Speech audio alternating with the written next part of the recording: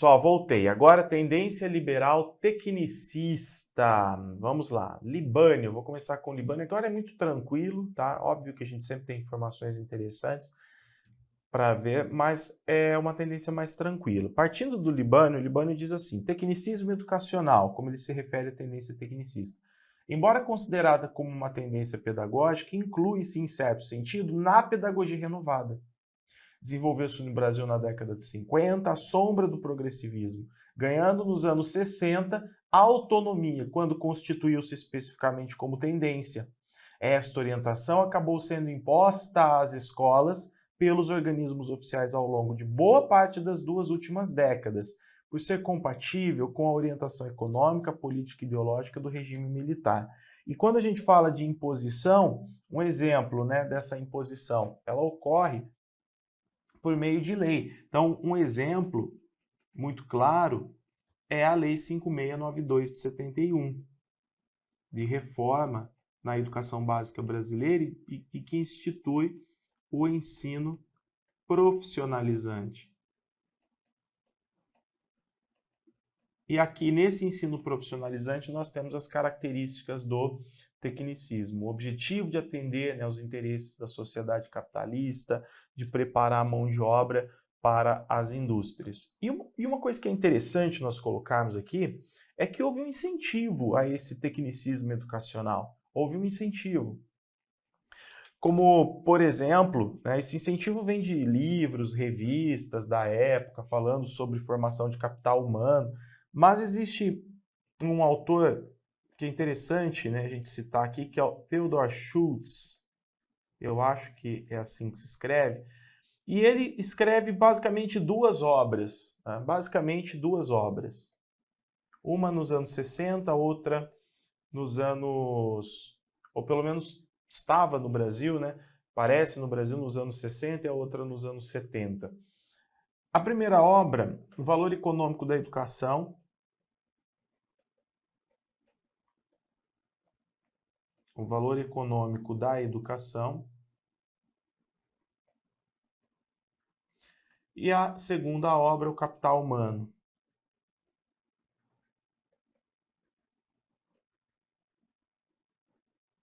E tratam basicamente da importância de se formar mão de obra para o mercado da educação cumprir essa missão, de formar a mão de obra para o mercado, a importância do capital humano para as indústrias, para o desenvolvimento econômico de um país, etc. Beleza? Então são influências que alimentam o tecnicismo, suas ideias, e essas influências vêm também de outras publicações, outras obras, de revistas especializadas na área e tudo mais. Então, a educação tecnicista, vou colocar aqui, educação tecnicista, ela ensina a produzir. Ensina a produzir, ou seja, o que é o produzir? É o saber fazer. E aquele dualismo educacional que nós temos historicamente, a gente percebe ele até na educação jesuítica no Brasil, ele existe aqui também. Ou seja, oferecer uma educação mais integral para um grupo da sociedade, para uma minoria, e uma educação profissionalizante focada nesse saber fazer para a grande massa. Então a grande massa não precisa ter acesso a uma educação integral, não precisa saber fazer alguma coisa, ela precisa desenvolver alguma profissão. Para quê? Para não ficar na marginalidade, porque quem não desenvolve nenhuma profissão, quem não aprende nada, fica marginalizado, justamente por ser improdutivo. As pessoas improdutivas nessa sociedade são pessoas marginalizadas. Então a educação serve para quê? Justamente para tornar a pessoa produtiva. Como? Ensinando uma profissão, sempre focando o saber fazer e não a formação integral do sujeito, principalmente das pessoas da massa. Aqui, então, ensina a produzir. Inspirações. Teoria behaviorista, tá? Teoria do Skinner, esse behaviorismo do Skinner. E abordagem sistêmica do ensino. Isso aqui pode aparecer lá na tua prova, tá? As inspirações, de acordo com o Libânio, para o tecnicismo educacional, ou do tecnicismo educacional, além de obras, revistas, enfim, como eu citei aqui como exemplo, o Schultz. Didática, trata-se de uma didática instrumental. O que é uma didática instrumental? Interessada na racionalização do ensino, no uso de meios e técnicas mais eficazes. Essa racionalização do ensino, na verdade a ideia de racionalização, ela aparece, por exemplo, na gestão. Então, a gestão da escola tem que ser muito técnica, científica e racional. Ela se baseia no Taylorismo, por exemplo, nas teorias clássicas da administração. E no caso da didática instrumental, ela também está interessada na racionalização do ensino, ou seja, utilização de manuais. Os manuais servem para guiar o professor. O professor vai simplesmente executar, ele vai administrar um plano que já foi previamente consolidado. E os manuais, né, são muito importantes, as técnicas são muito importantes no processo didático. Por isso, didática instrumental, didática instrumental. Essa didática instrumental, aliás, ela está muito focada, né, no passo a passo.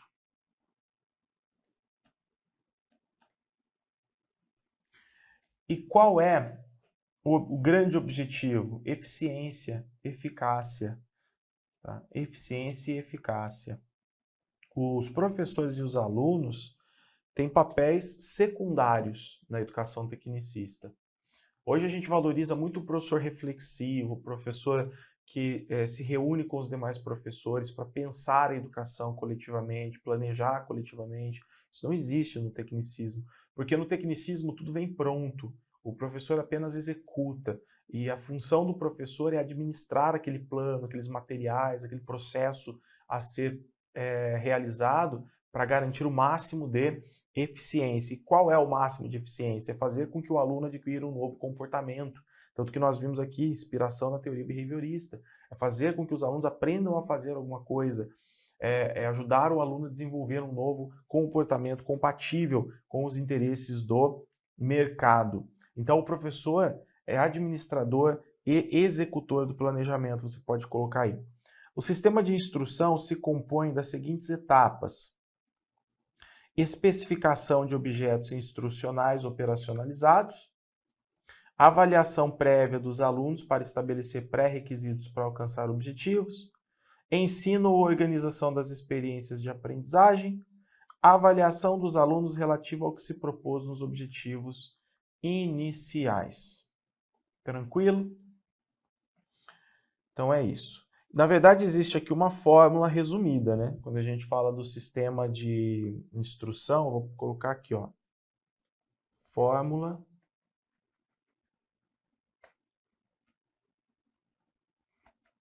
resumida. Se eu não estou enganado, o Libânio traz também no seu livro Didática essa fórmula resumida, que basicamente é o seguinte: parte de objetivos. Então, há os objetivos, a partir deles são definidos os conteúdos, depois as estratégias, depois a avaliação, que é um caminho muito bem conhecido por todos nós de organização do trabalho didático, não é? Com o tecnicismo educacional, qual foi a consequência para alunos e escolas? Nós temos aqui consequências para os alunos e escolas. A sociedade passou a atribuir à escola e à sua tecnologia toda a responsabilidade do processo de aprendizagem, negando os saberes trazidos pelos alunos e pelos professores. Aquilo que os alunos sabem, aquilo que os professores sabem, pouco importa. Então, olha que coisa, né? A sociedade passou a atribuir à escola e à sua tecnologia toda a responsabilidade do processo de aprendizagem. Deixa eu arrumar uma coisa. Passou a atribuir à escola e à sua tecnologia. Incutiu a ideia errada de que aprender não é algo inerente ao ser humano, e sim um processo que ocorre apenas a partir de técnicas específicas e pré-definidas por especialistas. Então, a aprendizagem só acontece se aquilo que o especialista organizou for realmente eficiente. Então, a aprendizagem não é vista como algo inerente ao ser humano, porque eu posso utilizar N caminhos para aprender, mas eu vou utilizar algum caminho. Fulano vai utilizar outro. A gente fala muito hoje de metacognição, meta-aprendizagem, não é? Isso é, isso é desconsiderado aqui no tecnicismo. O especialista ele precisa encontrar o caminho ideal de aprendizagem e simplesmente impor isso para todos. O professor passou a ser refém da técnica.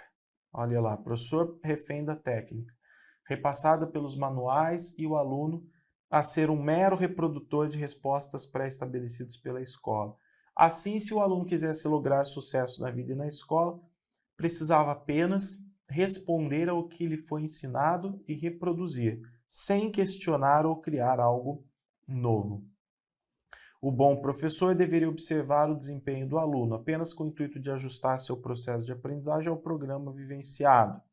Então vejam que o professor é também um ajustador, né? Ele está ali para conduzir o aluno e fazer com que o aluno desenvolva o comportamento adequado. Cada atividade didática passou a ter momento e local próprios para ser realizada, dentre outras. Então nós temos aí essas consequências do tecnicismo educacional para os alunos e para as escolas. E é um modelo, gente, que defende fragmentação do conhecimento, ok? Isso vai comprometer a construção de uma visão global de mundo, de sociedade, tanto pelos professores quanto pelos alunos, justamente por defender a fragmentação do conhecimento. E nós temos a tabelinha aqui, né, com as principais informações da tendência tecnicista, uma síntese que eu peguei aqui do Lucchesi. A escola é modeladora do comportamento humano, através de técnicas específicas.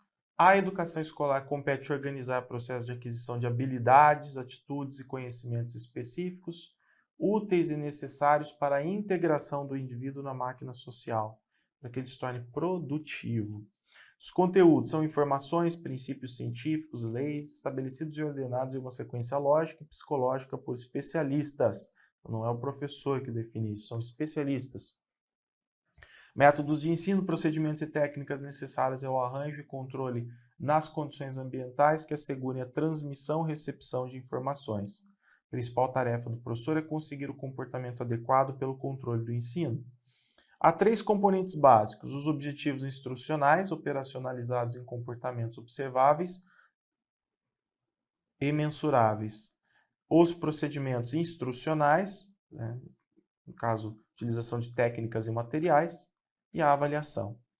Relação professor-aluno, relações estruturadas e objetivas com papéis bem definidos. O professor administra as condições de transmissão e o aluno recebe, aprende e fixa as informações.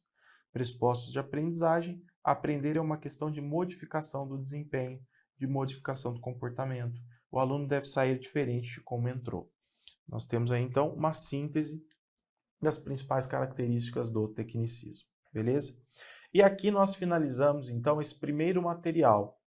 Esse primeiro material que trata da introdução da diferença entre tendências liberais e tendências progressistas, e falamos das tendências liberais. Agora, nós vamos para um outro material para o estudo das tendências progressistas. Valeu?